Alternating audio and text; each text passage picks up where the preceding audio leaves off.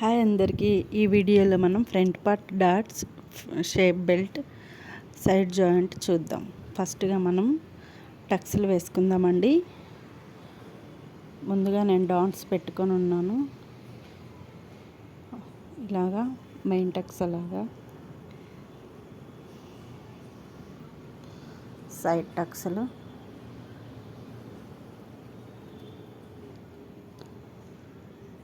ఇలా వేసుకోవాలి. మనం ఇప్పుడు షేప్ చూసుకుంటే చూడండి, నీట్గా వచ్చింది కదా, అలా వేసుకోవాలి.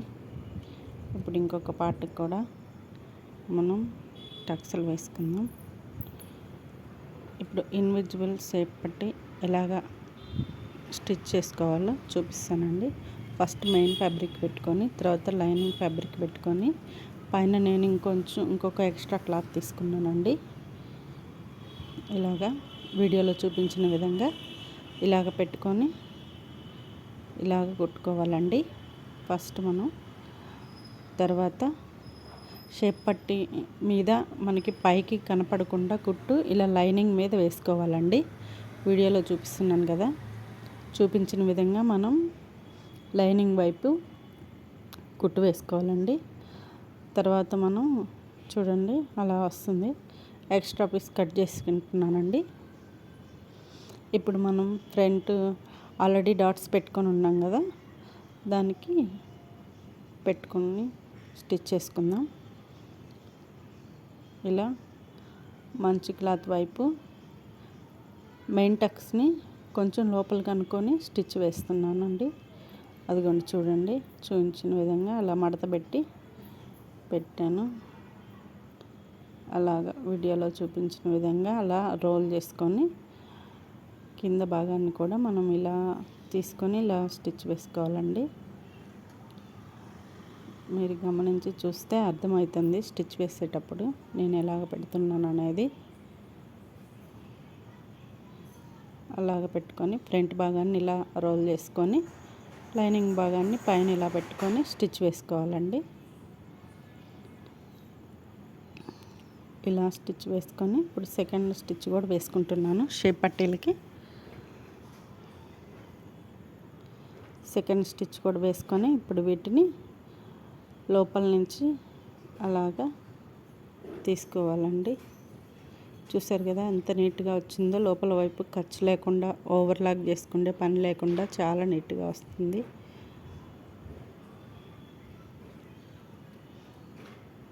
ఇప్పుడు ఉక్సులు పట్టి కుట్టుకుంటున్నానండి నేను. ఫ్రంట్ వైపు వన్ సైడ్ కుట్టుకొని దాన్ని లోపల వైపుకి మడుచుకొని మళ్ళీ పైన ఒక కుట్టు వేసుకొని దాన్ని అలాగా మడుచుకొని 2 స్టెప్స్ లోపలికి మడుచుకొని పైన నుంచి పై భాగం నుంచి లోపల భాగం లోపి కుట్టుకోవాలండి ఉక్సులు పట్టీని. ఇలాగ స్టిచ్ వేసుకోవాలి వీడియోలో చూపిస్తున్న విధంగా నీట్గా. చూసారు కదా. ఇప్పుడు కాజాల పట్టి కుట్టుకుంటున్నాను. మనకి కాజాల పట్టికి మెయిన్ ఫ్యాబ్రిక్కి నా దగ్గర లైనింగ్ క్లాత్ అయిపోయింది, అందువల్ల నేను వేరే క్లాత్ జాయింట్ చేసుకున్నానండి. లోపల ఒత్తు ఉండాలి కదా మెయిన్ ఫ్యాబ్రిక్కి కొంచెం, అందుకని ఆ క్లాత్ జాయింట్ చేసుకున్నాను. ఇలాగ లోపల వైపు నుంచి కాజాల పట్టి పై వైపుకి వేసుకోవాలండి. అది లోపల వైపు నుంచి బయటికి ఇలాగ మడుచుకోవాలి. వన్ సైడ్ స్టిచ్ వేసుకొని పెట్టుకోవాలండి. అప్పుడు మనకి ఒకేసారి డైరెక్ట్గా స్టిచ్ వేసుకోవటానికి బాగుంటుంది.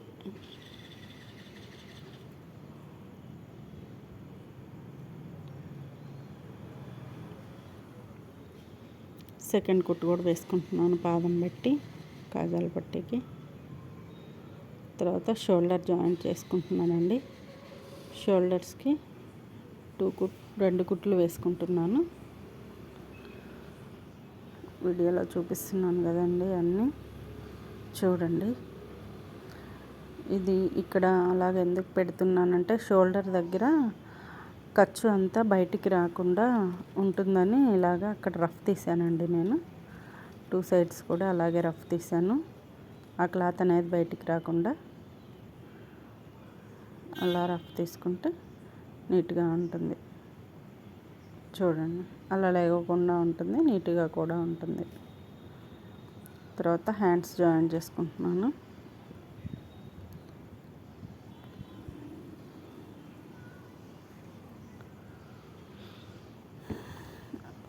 ఇది కట్ వర్క్ బ్లౌజ్ కదండి.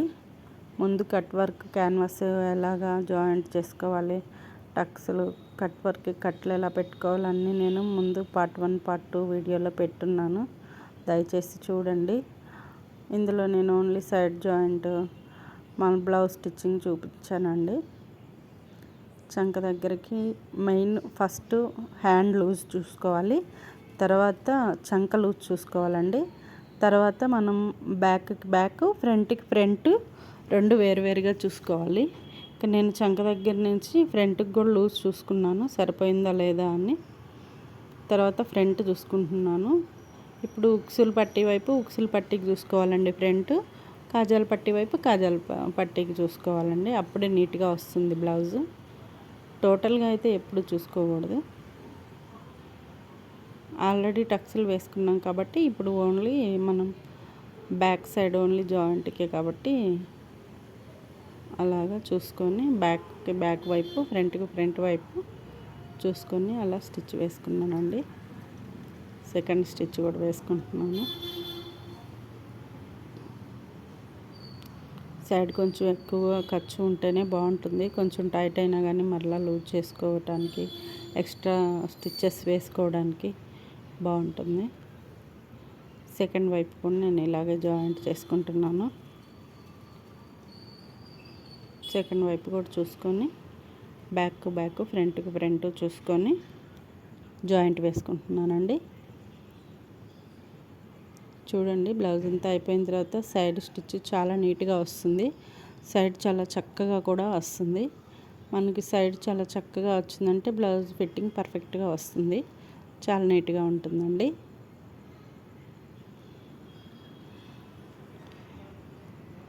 అంతే అండి ఈ వీడియో కనుక మీకు నచ్చినట్లయితే లైక్ చేయండి, షేర్ చేయండి, కామెంట్ చేయండి.